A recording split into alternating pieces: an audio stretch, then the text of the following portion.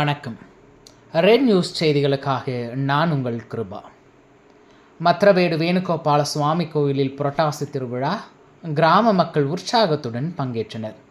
திருவள்ளூர் மாவட்டம் பொன்னேரி அடுத்த மத்ராவேடு கிராமத்தில் மிகவும் பழமை வாய்ந்த ராதா ருக்மணி சமேத வேணுகோபால சுவாமி கோவில் அமைந்துள்ளது. இக்கோவிலில் புரட்டாசி 3வது வார திருவிழா வெகு விமர்சையாக நடைபெற்றது.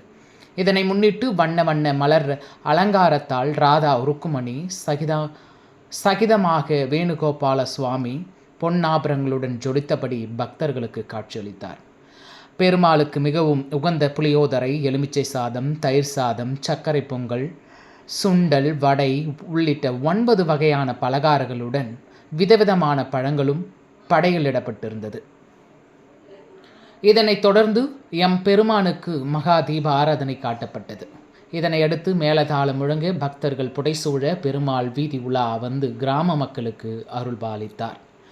விழாவின் சிறப்பம்சமாக 1000க்கும் மேற்பட்ட பக்தர்களுக்கு அறுசுவையுடன் கூடிய அன்னதானம் வழங்கப்பட்டது. கோலாகலமாக நடைபெற்ற இவ்விழாவில் சுற்று வட்டார பகுதிகளை சேர்ந்த ஏராளமான பக்தர்கள் கலந்து கொண்டு எம்பெருமானை வழிபட்டு சென்றனர்.